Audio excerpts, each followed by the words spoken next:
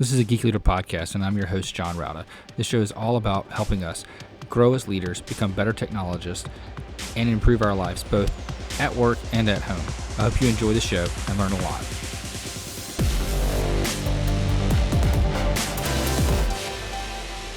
Hello, world, and welcome to episode 196 of Geek Leader Podcast. I'm your host, John Rauda, and today's sponsor is Private Internet Access.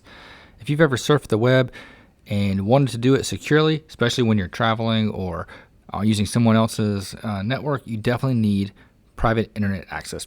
Private internet access allows you to have a secure VPN without them logging what data what you're doing, what transactions you're making, or anything like that, to connect to anywhere in the world. You can also change your default location so it appears as if you're coming from a different place. Why is this helpful, you say? If you're not doing anything nefarious, well, it's really helpful if you want to test DNS resolution from different places and different time zones.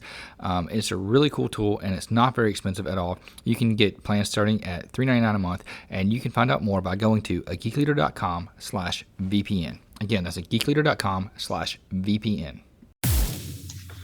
All right, Geek Leaders. Today on the show, I've got Joel Malkoff, and he has been in business for over 40 years, lots of experience, and he's written a book about selling ethically, which is going to be very useful, I think, from a technology leader standpoint when you think about ethics and technology, but also ethics and how you treat people and talk to people. And I'm really excited to introduce Joel to the audience and have this good conversation. Joel, welcome to the show. John, thank you so much for having me. I appreciate it. If you don't mind, just tell the audience kind of how you got to where you are today, what your path has been like, just to lay some context for the conversation we're about to have.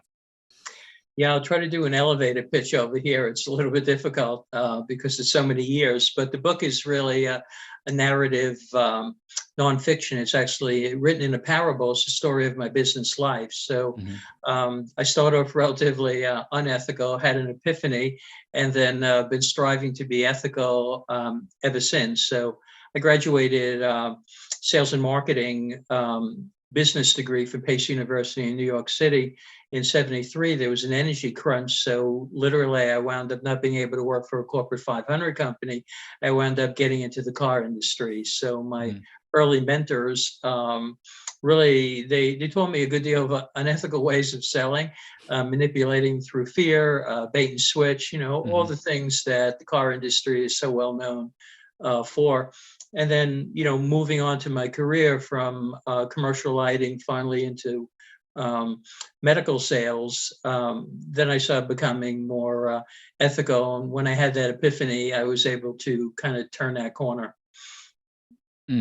Yeah, I think that's I think we've all had experiences, good and bad, with cars in the past. I've had shout out to our local dealer here in Charlotte for the Ford place. It was a great experience straight through. But then my wife bought a Tesla, and going through that was totally different. It was just basically you shop online. There is no negotiation. There is no figuring out details. It's you pick your options and they deliver it to you. You're done. Very pleasant. Yeah, very different experience. And I know for me, some of the things that I was interested in when the proposal for you to come on my show came across my desk was, I think ethics is extremely important. And, from a religious standpoint, for my background, it's one of those things that, I hold in high regard. And I've always thought honesty is kind of the key to getting, to getting ahead of the game. Honestly, it's better to be truthful than to lie. Because liars are always found out one way or another, right? Yes, it is. And for me, it's kind of like in business and in leadership and management, all those buzzwords and terms that we use all the time. It's a long game. It's not a short game. And being so agree. Yeah, and being ethical and honest to the core is kind of going to get you there in that longer path. Yeah, totally agree. I mean, the one thing I learned from the car industry, it was kind of a one-shot sell. So you were less concerned about burning bridges because the volume was always there. So it was just turning over customers. But when I started getting in commercial lighting and I had a territory and I had a long-term relationship with distributors, then I wound up understanding the benefit of building a long-term relationship. But, even at that time, I kind of got a feeling of distributors in terms of them needing to cut corners in their mind to make a living when dealing with large corporations. So I still didn't reach the point I wanted. And even when I got into medical sales, I thought, well, that's really great, saving lives, producing products that will save lives. But there's another whole world of medical that isn't as clean as you may want. So really, it was up until I kind of had that experience, and I realized it's important to be ethical. From a spiritual point of view, you should be ethical because it's the right thing to do. So you do the right thing. But from a business point of view, when you're looking to sell ethics, if you will, to business people, you still have to fulfill that's what's in it for me. So the business person really isn't looking at me for spiritual guidance. I'm not a preacher. So it really needs to be for profit. And it's very, very clear that if you're ethical, it will be more profitable for you. But that's based on building long-term relationships. Yeah, absolutely. And I think that, if I go back to, 5 years ago, 4.5 years ago, when I started this podcast, one of the reasons I did this was to hold myself accountable, to doing things ethically and being, a good boss, if it will, a good leader for my team. I figured if I said something publicly that was out there on record, I kind of had to live up to it, So I think that's one of the, things that I did to try to hold myself accountable was starting this show. And I think accountability is one of those big things that, and just, you tell a story about how, there was a product where a potential customer asked, when this feature would be available. And I think someone said that it was like, it's ready now, but in reality it was 18 months. Can you tell us a little about that story and kind of how that played out by going back and correcting and being honest about when it's available, and how that played out? Yeah, I think one of the hardest times to stay ethical is in a competitive situation. When you have a product and it seems to be a slam dunk, and there's not a lot of other products that you're competing with, life could be a little bit easier, and there may be a tendency to reach a high standard of ethics. But when you're in a very competitive situation, you're dealing with price, you're dealing with other product features, and it's coming right down to the wire. And the buyer is asking about a feature that you don't have. So there's a tendency to sell that vaporware, if you will, the potential of a feature that will come into existence, but really it's a long way off. So what you're doing is you're kind of maintaining a competitive equality, but you're saying your product can do something that it really can't. I found in the even in the short term, it feels a little funny, but walking away from a sale, actually going to a potential customer and saying, we don't have this now. We won't have it for another year and a half. I don't want to promise you something that I don't have right now. The competitor does have this product. You may be for this particular time better off, purchasing that product. After the buyer kind of wakes up that you're being so open and honest and almost in shock, you can be sure the next time that buyer needs a product, he's coming to you first. Yeah. So, you built that long-term relationship. It's a difficult thing to get past, but it definitely works. And from a sales point of view, if a salesperson has a quota and things like that, it's more pressure. If it's an independent business, an IT company, an IT manufacturer, distributor, you have overhead. So to walk away from that particular sale, it takes a good deal. It's hard to be ethical, honest, build integrity. Yeah, absolutely. I know there's a vendor that I work with regularly now. We had a need for some products and services, to be configured and installed, and we contacted them. And the guy's like, "Yeah, we can totally do it, but our price is going to be a little bit higher if you contact this other group. They're going to be able to take care of this." And help you out now. Whereas I've got a 2-week lead time, our prices will be a little bit higher, and we'll be happy to, do the introductions and handle you out. And if you need, assistance in the future or something that can be planned out further, we'll like to help you, and just being honest and open, not saying, yeah, we'll do it. And, and it being delayed and slower just so they can get the sale, it's refreshing to get that honesty up front and knowing that they're passing off money to make sure that you're taken care of is refreshing. Yeah, I mean, it's, even that's a little bit tricky because I agree with you. But a gifted salesperson can actually use that as literally a sales pitch, because your approach is, well, this person's very good. I mean, they're booked up. I'm not going to be able to have them for another 2 weeks or a month. And they're saying, well, here's another company, and they're a little bit less expensive, and I can give you their name. You almost want something because it's scarce. It's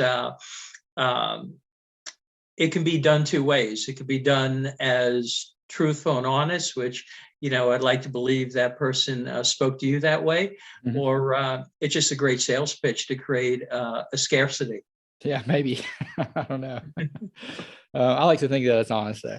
I'd like to think so too. Can you tell me a little bit about, maybe some of your experiences where the roles are reversed? Because a lot of times in technology, as a technical leader, I'm bombarded with emails and phone calls and sales pitch, and sometimes they're great products, and sometimes it's actually great sales experience. But how should I handle that ethically if I know that I don't have budget for something, and I'm not interested this year? Maybe it's something to push off to next year, or maybe it's something I'll never be interested in because of the industry that I'm in, or the services that we have in house. What are some ways that we can handle some of those things and maintain a high quality of ethics, a good feeling inside, and also make sure that we're still building those relationships that are necessary in business? Sure, John. I think that's a great answer. I remember when I was looking for a high-end camera, and I could have got it a good deal cheaper online. That wasn't a question. But some people will go into a camera shop and they'll use that salesperson's time to acquire all this knowledge, with no intention to purchase it from them because they can buy it cheaper online. I always found when I had that approach, I would, let's say, go into that camera store. And again, it's being upfront and saying, I'm interested in this camera. I would like to purchase from a local place. I enjoy the one-on-one. I enjoy really getting all the product knowledge. And I am willing to pay a little more for that service, but I'm not willing to pay 30 or 40% more for the service. And then it's very upfront. You're telling the person exactly what you're going to do, and it becomes the seller's choice to decide if he wants to spend the time or not. So I think the answer to what you're saying, John, is being very upfront. And when people start knocking on your door and they want to push some kind of service, I think if you're saying upfront, I'm really not interested in that right now. I'm not sure if I have the finances to do that right now, but maybe in the future I can. So, if you want to talk to me about it, that's fine. I just want to be upfront about it. So you're not leading on anyone. Yeah. So tell me if I'm doing this right or wrong. And I'll tell you kind of how I evolved this method. Whenever I get a message from someone and it's not like, direct spam, if it's a message from an individual salesperson, I try to always reply. And the reply, maybe I'm not interested right now. It's not a core piece of our business. Or if it is something I may be interested in, but I know I can't afford it because I don't have budget. I don't have any, I don't have a business case to make for it. I can't make any ROI for this product. It's nice to have, but it can't happen this year. I'll say, I don't have the budget for this product this year. Maybe reach out to me in, 6 months or 9 months or whenever. And I usually get good takes on that. Should I do that, or should I just ignore the person? What's the best response? I think that's perfect. I come from a sales background, so ignoring a salesperson is not something I feel comfortable with. So being on that side of the coin, I'm running a medical device company. I'm constantly being approached by software companies, IT people, on and on, for their services, especially now because so many things are remote. We're doing a lot of virtual demos. I have my sales force really at home, doing virtual demos. So from my point of view, I think you're doing it perfect. You're getting back to the person, and you're telling the person exactly where you're at right now. The possibility may not be right now, but it could be something in the future. I think the difficulty is when you get a salesperson that doesn't respect what you're saying, and they seem to always be in your face, and you're not really sure how to cut this person loose. And then you develop almost a hardness because of that one person that you're not going to respond to anyone anymore. So I think you still need to do the right thing. And then it's just different ways to turn off that one salesperson if they're so persistent and they just don't hear the word no. Yeah. I've seen sometimes where colleagues of mine will engage the person, because they don't want to tell people no. They feel bad about telling people no. So they'll just kind of lead the person on. What does that actually do in the long run of things? Well, I think you're stealing. So Not you personally, of course, but I think when you take a salesperson's time and you're inferring that you will be a viable customer, and you're kind of acquiring all this knowledge from the salesperson without any intent to do it. So you will find people that are highly skilled in certain things saying, I'm going to acquire all this knowledge. I could build this app myself. I don't really need his framework to do this. I can do it myself. So, you're kind of stealing that person's time. It's unethical. Mhm. If you're doing it up front and you're actually going to become a competitor to this person, it's unethical. Yeah, absolutely. I agree 100%. And, I even have some vendors that have reached out to me and said, here are Panthers tickets. Can you come to the football game? And I'll just reply to them and say, I'd love to go to the game. That's great, but I'm not interested in your product, so I'm going to have to decline. If it was something that I was interested in, maybe I'd take you up on it, but I'm not interested in getting Panthers tickets because I would just feel too guilty. It's not, I'm just stealing those tickets at that point. Yeah, I mean, it's so interesting to that point of view. When does it become a gift with no string attached, and when is it bribery? Right. So, if you're an existing customer and a salesperson provides you with gifting like this, if there's no strings attached, then maybe there isn't anything wrong with it. If a person wants to gift you something like Panther tickets and you have no intent to purchase, and you're upfront with that person, I have no intent to purchase at this point, and he still wants to gift you those tickets, I don't see anything unethical about it. Mm-hmm. It's really when a bribe can influence your decision making that it does, become difficult. Yeah. And that's something actually from a judicial point of view, they're always wanting judges to be very careful, with any kind of bribes. Or in the medical industry, they passed a ruling, the AMA, a couple of years ago, where physicians can't take any gifting over $25. So it eliminates all these free lunches and free dinners, and what color Porsche do you want? Park it in front of his driveway. Yeah. I mean, you needed to do things like that. Bribes are difficult. Yeah. When is a bribe, and when is it, a gift? I can't remember which book it was that I read, but it was probably, more than a decade ago. I read a book about influence. And one of the things they talked about is how you can subconsciously be influenced by accepting something and then feel like you owe the person, which is why, like, if I'm ever meeting with a vendor and we're going to lunch, I'll try to pay for their lunch, Right. and, I'm not going to allow them to buy me lunch while we're still trying to negotiate a deal. Cause I don't want to, corrupt my mind in a way that thinks that I owe them something. And it does. Yeah. You're 100% right. And anything like that is a little seed in you. So a salesperson wants to plant those seeds. Mm-hmm. He wants that kind of you owe me, even in a way of you thinking a certain way. I mean, it has an amazing effect. Yeah.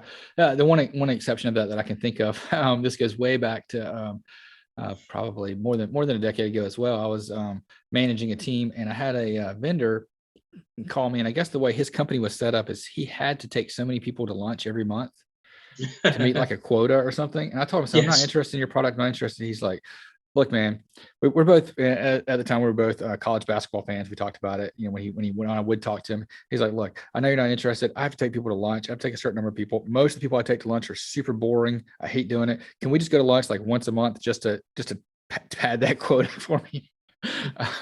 So that was kind of the one exception where I said, all right, like you're my friend. I'll go to lunch with you. That helps you out.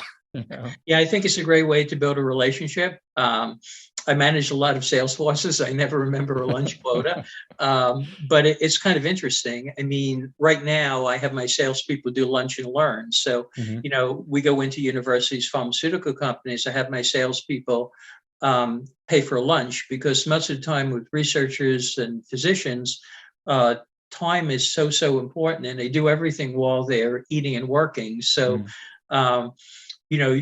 my salespeople will make a sales pitch while we're kind of feeding them. So, psychologically, does it have an effect? I would think so, but it doesn't feel unethical. Right. I think as long as you're learning something in there, it makes it changes your mindset. I know I've gone to lunch and learns and little conferences where they'll feed you and they'll do their little sales pitch during the thing, but you're learning something and it's almost like I'm trading the knowledge for the food. It's a Right. one for one trade. It feels you come out of that feeling equal, not feeling like you owe someone.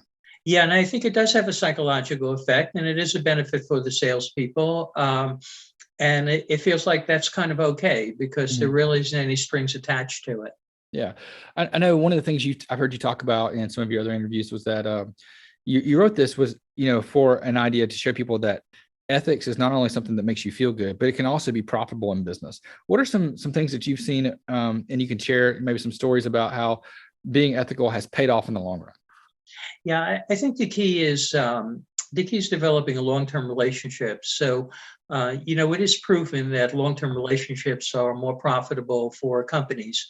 You don't have to keep doing cold calling, knocking on other doors. It's easy to sell an existing customer. Your Mhm. best customers are really references and referrals.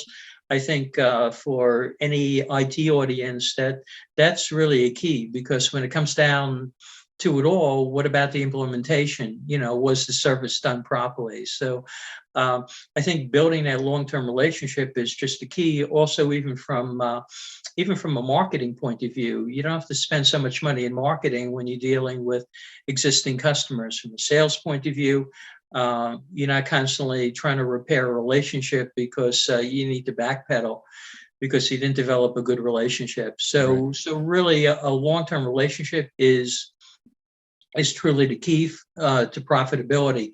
Um, but I think too often today, companies don't look at an ethical environment as something that's a profit. I think they look at it more as an expense. Mhm. So, what do we have to do as a company to give the appearance that we're ethical? Um, Rather than really from the top down, understanding that if we're ethical, we build long term relationships and hence it's more profitable. And because ethics is only one variable to profitability of a company, it's hard to put something quantifiable to it. Because it's based on the company's reputation, it's based on the product line. There's so many things that creates profitability to a company besides being ethical. But if you look at ethics as a way to build a long-term relationship, and you can't really build a long-term relationship without honesty, integrity, and being ethical, um, then it's a profit center. It really is not an expense. Right. Yeah, I think you're 100% right. I think the long game is where it really pays off, but also, it does in the short game as well. Um, One of the things that I really liked about your website is you have a bunch of quotes on there that kind of help you understand a little bit more about honesty and integrity and some of those things. Yes. Um, and I found that interesting as scrolling through them, just reading some of them and thinking, oh yeah, that makes sense. Uh, So that was pretty cool. Yeah, I Um, enjoy the quotes. It's things that I like to go back to and look at, and it kind of keeps centering me. mhm. So tell me a little bit about this book because why did you decide to write a book about ethics in general? What was the passion inside of you that made you want to spend time to put this together and to record it permanently and get it out there? Well, it was a long process because again, I'm running a medical device company now, so I really only had nights and weekends and vacation time to work on the book. So about 9 years ago, I finished the book really in 10 months, but it took another 8 years to revise it and get as clean as I wanted. Originally, it was 60,000 words, and I brought it down to 30,000 words, then 15,000 words, back up to 25,000 words, and I wanted something that would be a business parable, if you will. I found that I learned best when I was kind of told a story rather than something a little drier. So I had to create an environment where it was a parable and there were business lessons in it, but I didn't want to have sidebars or summaries or things like that. I wanted somebody to read the book, the parable, and fairly quick, 3 to 5 hours to read the book, and just kind of to get it. So what it became really was an autobiography of myself when I first got into the world of business.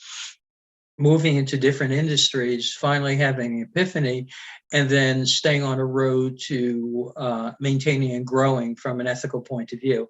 So I felt like I wanted to spread ethics. I don't really expect book selling to be very profitable. It's a very strange industry. There isn't much profit in it to begin with. So I'm not saying it's altruistic, but I wanted to produce a book that I could get out there and spread from an ethical point of view. So really, my goal is really to get a VP of sales or VP of marketing in a major corporation to say, yes, I want my entire sales force to read this book. So, I'd like to order a couple of pallets of it. And that really is my goal. It's kind of bulk book sales. And it's to spread ethics. So it's really to improve a buyer-seller relationship where it's the seller beware, not the buyer beware. So the seller has to be transparent, full disclosure, not slandering competitors. Don't misrepresent your product. Don't mislead buyers. Just do the right thing because it's the right thing to do. And in essence, have your personal ethics based on your own environment, spirituality, have that be the same as your business ethics. There shouldn't be a difference. You shouldn't be an ethical person at home, and then all of a sudden you get into business and you don't feel like you need to apply the same ethics. Yeah, I agree 100%. I think it's part about knowing yourself and what you got to be yourself at work as well as at home. And we recently had Jonathan Raymond on. He wrote a book called Good Authority. We talked a lot about kind of having that accountability and carrying through what you do, both at home and at work, and how with Yes. COVID and employees working from home, the home and work boundary has kind of blurred together a whole lot more than anytime I remember it. Where you're not just taking work home with you, you're actually working while you're at home, and you have kids in the background, you have life going on. And I found, being a father, you want to set a great example for your children, and how you work is one way you do that. Yes, agreed. I mean, it's all based on what you do, now what you say. So, Mm-hmm. If you hold that bar up and your children see that you're ethical on all different levels, going to a supermarket and watching a person scan or mis-scanning one of your food items and just bringing it back up to the person and say, hey, you missed this one. That resonates with your children. That stays on for a long time. Mm-hmm. Absolutely. I think you definitely, it shows one of those things where they're like, oh, you could have got that for free. Right. But that's not the right thing to do. Yeah. And, you remember those stories, and that they carry a lot more weight than you telling somebody something. I think showing it and living it are two And it's different hard, things. especially with, big business today where you say, well, what's the difference? It's a big business. They can afford it, so you kind of draw this line where it's kind of not good to hurt your small business, but Mm-hmm. it's kind of okay with a big business. They can afford it. Right. And you start differentiating between things, and your children will see that too. Yeah. And I've had, people on my team where, I had someone shipped, I mentioned the Panthers tickets. They shipped some football tickets to our Right. company, and it wasn't anybody we worked with. It was a larger company that was trying to get, their foot in the door. And I mentioned to somebody, I said, yeah, I'm just going to send these back. I'm not, I'm not interested. They're like, oh, no, don't do that. Don't do that. Let me keep them. I'm like, no, we got to ship them back. And, it's one of those examples that shows that, my boss isn't going to take these things. So, I'm not either, and it kind of is again, it goes to that story where you can tell somebody something, but if you show them by example, it means a lot more. Yeah, I mean, I was working with my IT person a couple of months ago, and it was a new IT person for web development. And when we got into invoicing and payment, he said, well, I can use PayPal. I said, that's great, and he said, well, when you fill out the form, just, say you're my relative. And I said, well, we're not relatives. And because in PayPal, there's no percentage if it's going from family to family, but it is if it's a business relationship. So, I kind of blew him away. I just didn't want to do that. So it's a whole bunch of little things that can make a difference. And this person was religious by nature too, so he was able to differentiate between his personal ethics and his business ethics. Yeah, that's unfortunate. I've seen that too, where people will do that. Um, for me, I'd rather pay the 2% than feel guilty about it. Yeah, but some people, they're very careful with their money, and Uh-huh. they felt that was the way to go. I think right now in the IT world, AI is just so hot. When is an invasion of privacy? Mm, yeah. When you start developing those algorithms and they start really ripping apart buyers, and all of a sudden you do a Google search and then you have all these banners of products that you're searching. Now they're trying to sell you. How ethical is it to sell your personal data to other companies? And where do you draw the line? um, they're difficult situations. I know one of my emails, I noticed that in the body of my email, if I mentioned something, all of a sudden I was getting ads from that particular product. And I said, that's really strange. I can see if it's in a subject line. It's kind of like if you're looking at a snail mail and there's information on the cover of the envelope, it's kind of open to everyone. But if somebody is spying through the body of my email, that's kind of like opening up a letter and reading it. Hmm. So it's just how I feel, where I draw that line. Fine, if it's in my subject line, it's open to everyone, but you shouldn't be opening up my emails and scanning it, so you could market to me. Yeah, I agree. I think it's kind of shady. And you see, where is the line drawn? Because you could approach it to where saying, well, we're trying to show you things that you're more interested in. So it's a service. It's helping you out. Now you don't have to search as much because we're giving you those things. But yeah, it's a really tricky line. And you see there's companies now trying to market on that. Like Apple is really big about, privacy and pushing and advertising that we're going to be private with your data, and we're going to force Facebook and these other apps that are on our phones to tell you that they're going to be pulling this information, and Yeah, make you accept it. I agree. And it's all about the gray. The Hmm. black and white is fairly easy when it comes to ethics. It's really that gray that makes it extremely difficult. I mean, in Europe, they're kind of doing away with cookies, and in the U.S., it'll be gone by next year too. So, how does all these marketing people deal with that? Has it affect organic and uh, PPC in terms of SEO? There's a real flux going on today.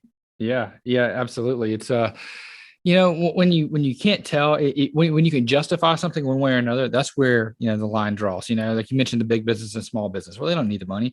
It's helpful for me. And you can justify it. It becomes a little tricky, and that's where you kind of have to just dig down. What's actually happening here, and dig a little bit deeper, and figure out whether it is a benefit or if it's an invasion of privacy. Yeah, and it gets hard, when the money's dear and you're trying to make payroll and you have to pay for your overhead. This is when ethics wind up getting compromised. That's where it's really important to have that strength before you come across that challenging ethical decision. Hmm. Yep, absolutely. I think so. What are some things that you can do as a leader to kind of build up some of those ethical strengths that you talk about, so that when you do have a decision to be made, it's easier for you to make that decision? For me, it's just constantly learning. So you can learn from experience, you can learn from books. For me, books is always a great source. I always found it's always difficult to find that right kind of mentor. Um, I found it later in life, it was a little difficult, at the beginning. But there's so many books and there's so many sources for good ethical decision making, good leadership. And I Hmm. think the more you get involved with it, the more you see examples, the more you see how ethicists made the right kind of decisions, the better you'll be, the more you'll be prepared. And I think many things, even from a spiritual point of view, I mean, you can understand ethics and integrity and honesty from being transparent, providing full disclosure, not misrepresenting the product, not misleading. But the layer on top of all the business end of it is really the golden rule. So it's being fair and good. So when you're really thinking about your buyer and you're thinking about their true intent and you're thinking about how could I be fair and good to that buyer, then you're bringing ethics to a much higher level than strictly being honest. Yeah, I think you're absolutely right. Well, how can people find out more about some of the work that you're working on and get a copy of the book? Well, Amazon, they seem to own the book industry. So, Yes, they do. yeah, I'm on Amazon. I have my hardcover, I have my soft cover, I have an ebook, and I just finished an excellent actor just finished the audio book. So Amazon has all the 4 versions of my book, and then my website, theethicsgiver.com.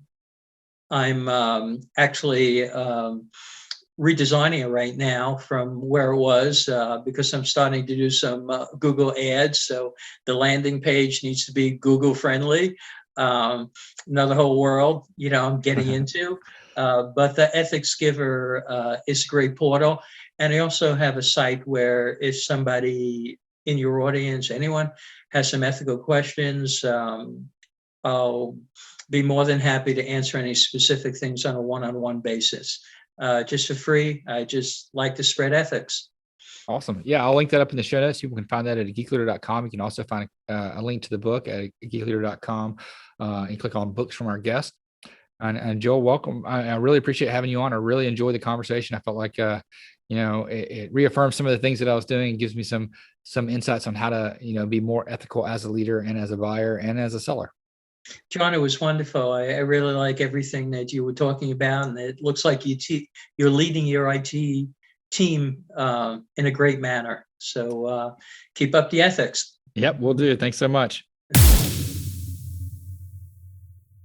If you enjoyed that episode, please leave a rating and review in Apple Podcasts. I'd greatly appreciate that. And also, don't forget to check out merch. We have some T-shirts that I've designed that are on at geekleader.com.